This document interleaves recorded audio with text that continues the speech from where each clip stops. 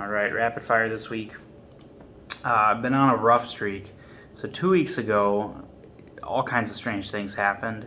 Chargers lost to the Jags. The Chiefs lost to a bad Colts team. Kind of unexplainable stuff. I feel like I'm the kiss of death because this last week I went 1 for 5, which theoretically, even if you have no idea what you're doing, you should be going about 50-50, right? You can only be on one or the other side of the spread. Vegas is trying to shoot right in the middle. But I don't know, 1 for 5, that's crazy. It's almost as impressive as going 5 for 1, right? So the only game I got right was the Cardinals versus the Panthers, and that was good because that was my biggest bet of the week. I felt really good about that one. I was telling people to hammer it. Some of these other ones, maybe I should have known better. The Texans, they failed to cover against the Chargers. Washington failed against the backup quarterback, Cooper Rush. That one, yeah, I guess Washington's really that bad, huh? They really shouldn't be. And in week 1, they looked okay, but man, they are bad.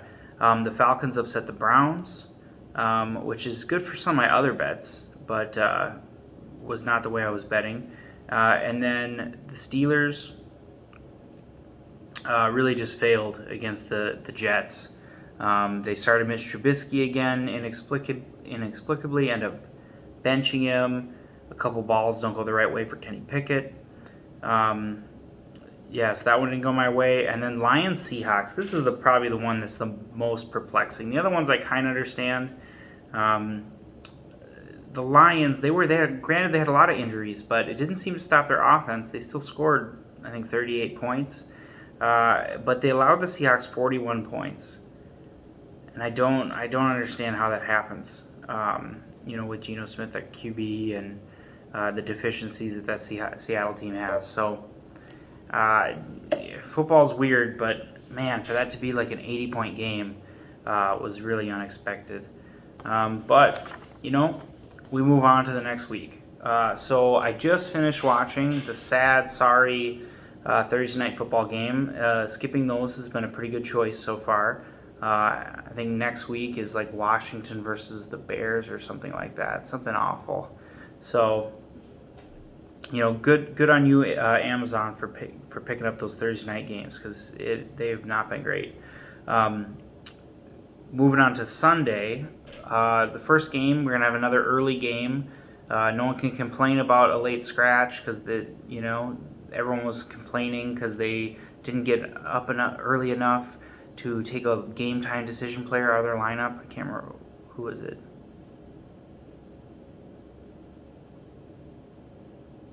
Man, I can't remember who it was. Oh, was it Kamara? I think it was Kamara, who was known to be a game time decision. So everyone was being babies last week on Twitter. But anyway, Giants at Packers. It's in London, or I think it's in London. It could be in Germany, but anyway, it's overseas. The Packers are favored -7.5. Initially, I'm like, oh yeah, I'll take the Packers. But the Giants have been covering machines. They've been doing all right so far. At least, well, the first couple weeks they did all right, and then they had an off week. But they've done okay. The Packers have really not figured things out. Initially, I really wanted to go Packers. Like Romeo Doubs and Rodgers have been seeming to be picking up steam, but they allowed the Patriots to force overtime with like the third string quarterback and then almost blew that game. So no confidence there on a over 7-point spread. So we're going to pass on that one. Pittsburgh at Buffalo Bills. Kenny Pickett is going to get absolutely slaughtered, but -14.5 points. Gosh, I don't know if I can do it. The Bills' offense slowed down a little bit. Pittsburgh is terrible, but when you get into those giant spreads, all it takes is a weird garbage time play to ruin it. So I'm just going to avoid it. Falcons Bucks. Bucks are +10. Bucks are supposed to be at full strength this week. Obviously their offensive line has got some people who aren't going to come back, but their wide receivers should be a little healthier. Still not really going to touch that one. The Falcons team has been kind of weird. And the Buccaneers just haven't gotten to the rhythm yet. Just gonna wait and see on that one. Not gonna take a +10-point spread against a Falcons team that's not that terrible. Moving on. All right, here's one I'm actually going to take. Miami at the Jets. Okay, so the Jets are not a good football team. Zach Wilson, they were able to pull off a win, but kind of shaky in the start there. Miami's defense has shown to be good at times, and the offense, you're not going to have Tua, but you have some great offensive weapons. I know Tyreek Hill has got a groin, but I think he's expected to play. But their backup quarterback's Teddy Bridgewater, and he's not a great quarterback, but we've seen a lot of not great career backup quarterbacks this season play pretty decent at times between Geno Smith and Jacoby Brissett. I think Teddy is a competent enough backup here to go in and play well, and I think the roster at Miami is going to be able to get it done with just the -3. That is a division game, and you should be taking the points and the division team at home, but we're going to throw caution in the wind, and we're going to grab the Dolphins here. Bears at Vikings, -7.5. The Bears are awful, and the Vikings should be a lot better, but the Vikings just haven't been playing that way. Last week in London, that game was in question when it really shouldn't have been. I don't think you can trust the Vikings in the 7.5. I'm just not going to touch that one. It's going to be a common theme with the Vikings this year. Next game, Texans at Jaguars. Texans are +7 in a division game against the Jaguars, who have looked hot at times. They got Doug Peterson there. Trevor Lawrence is playing a little bit better. My Texans let me down last week in terms of covering. It was 10 points against the Chargers. Chargers got blown out by the Jags. I can't really decide. Right now, I'm going to avoid it. By game time, I might convince myself to take the Texans and the points. It's a division game. But I don't know how much fight. I haven't really watched any of the Texans. I don't know how much fight the Texans really have. I'm probably not going to touch that one. Come game time, I might change my mind. But for the official picks, I'm out. Here's a good one. Chargers at Browns. Right now, the Chargers are -2-point favorites. I'm going to take the Chargers -2. Seemed like they got some stuff figured out this past week. Justin Herbert's 1 week healthier. Not sure if Keenan Allen's going to play, but Eckler finally got going last week. The Browns defense is pretty solid, but I'm going to take the Chargers just as the better team here. Let's hope they got it figured out and cover that -2. -2 is a small spread, and the Chargers on paper should be better than that. Lions at Patriots. Okay. Lions still have a lot of injuries, especially in their offensive, on the offensive side of the ball. DeAndre Swift, I'm not sure if he's going to be back. He's not practicing. Amon-Ra St. Brown still not practicing. A couple other wide receivers DJ Chark, Josh Reynolds still not practicing, which is not good. But they still scored like 38 points without those guys last week. I think that offense is still pretty strong, and definitely strong enough. The Patriots are not very good right now. I don't know what was going on last week with the Packers, but the Patriots have looked pretty darn awful. So I'm going to take, and right now the Patriots are favored -3.5. And I think the Lions have shown us much more this season. The Lions have shown us much more this season than the Patriots have. I think I'm going to take the Lions to bounce back this week. The Patriots, Mac Jones, he is practicing with that high ankle sprain. Not sure if he's going to start, but I'm going to take the Lions to kind of shake off that odd last couple weeks and show up, especially with that high-powered offense they got. Titans at Washington. Okay, so this is a game. I was 50-50 on this one. So sometimes I look at that and I say, Titans, Commanders, they're both playing awful. Why would I ever want to have money on this game? Who cares who wins, These are not teams I'm invested in. But Titans -1.5. The Titans are really struggling, but I still do have a lot of respect for Mike Vrabel. I think there's enough on that team for them to figure it out to beat a really, really bad Washington team that is, especially the last 2 weeks, has just really not shown up in games that they could have won. So I'm going to take the Titans minus 1.5 here. I feel like the Titans, are a better team. Minus 1.5 feels like a pretty good deal against a pretty bad Washington team. So I feel okay about that, even though it is a pretty cruddy matchup. Another cruddy matchup: Seahawks at Saints. Seattle is plus 5.5. I don't know if they're looking at the box score for Vikings Saints and thinking that the Saints actually played a pretty good game. They really didn't. I think that had more to do with Vikings being one of the worst defenses in the NFL, whether that be scheme or personnel. I think it's a combination of both. But I think the Seahawks have played a lot more solid, inspired football this season. I think these are fairly equivalent teams. I'm not sure if Michael Thomas is going to play. I'm expecting Jameis Winston to be out again. Doesn't make a huge difference to me. I just think Seattle has been playing a bit more consistently, and I think if I can get 5.5 points, I'm going to take the 5.5 points. All right, moving on to the afternoon games. 49ers at Panthers. I'm gonna take it. So right now the 49ers are minus 6.5. I couldn't trust them last week against the Rams. I couldn't trust the Rams either. The Rams are really up and down. We're going to jump in. We're going to jump in with both feet. Panthers are not a good football team. Matt Rule has lost the locker room. No one believes in Baker.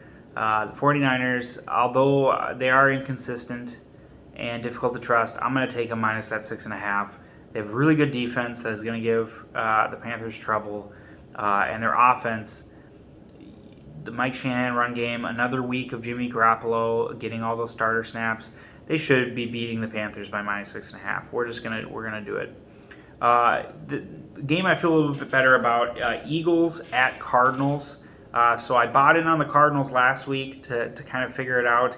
This week I'm not in on the Cardinals to figure it out. They are a middle of the road team. Last week they were playing a bad team. This week they're playing a good team. They're playing the Philadelphia Eagles, who are the hottest team in football right now. Eagles are minus 5-point favorites. I like them to handle the Cardinals, who have really been unimpressive so far this season.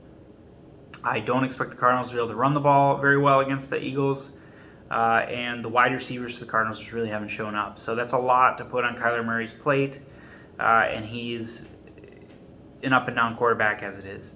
And the Cardinals' defense doesn't do much for me. So I think Jalen Hurts and the Eagles go out there and get another steamroll victory like they've done the last couple weeks. So I'll take the Eagles, and I'll cede those 5 points. Moving on, Cowboys at Rams. Man, after watching the Rams for the last couple weeks and what the Cowboys have been able to do with Cooper Rush, I'm going to take the Cowboys plus 5.5. This isn't going to be one of my big plays of the week, but with how untrustworthy the Rams have been and how above expectations the Cowboys have, I'll take the Cowboys plus those 5.5 points. Don't necessarily like them to win, but I like them to maybe make that game competitive enough to cover. So give me the 5.5 and the Cowboys. And this game's at Rams. Okay, even though the Rams won the Super Bowl last year, that is a home game for the Cowboys. The Rams do not have a lot of fans in LA. I think you're far more likely to see a bunch of the Cowboys fans in the stadium. Don't know how much that matters, but I think that's a home game for the Cowboys, and that kind of matters just a little bit. Bengals at Ravens. Ravens are minus 3 right now. They had a really good first couple weeks, but then really, so what? They had a dominant weeks 1 and 2. In week 3, scored a lot of points, perfect passer rating, managed to lose to Tua, and the Dolphins with an epic comeback. Started out, they really didn't play very well against, who came back on them? The Bills. They really didn't play that well. I mean, the offense scored 7 points for the Ravens. The other 7 points came from an early turnover. They got a short field, like a one-play drive, and they scored. So they barely, and then they didn't score the rest of the game, and it just allowed the Bills to kind of come back on them. So that's 2 kind of choke fests in a row. Dobbins didn't practice, and Bateman didn't practice. Justin Houston didn't practice. Not a great place to be. Not sure who's expected to play, who's not. But the Ravens are a little banged up. It's a division matchup, Bengals-Ravens. AFC North plays some tough football. And the Bengals played... I can't remember if they played well or not last week. But either way, I'm not going to touch it. So we'll just move on. Just don't have a great feeling either way on that game. I think it's going to be competitive. Raiders at Chiefs. If I had to pick a side, I'd probably take the Bengals in the 3 points.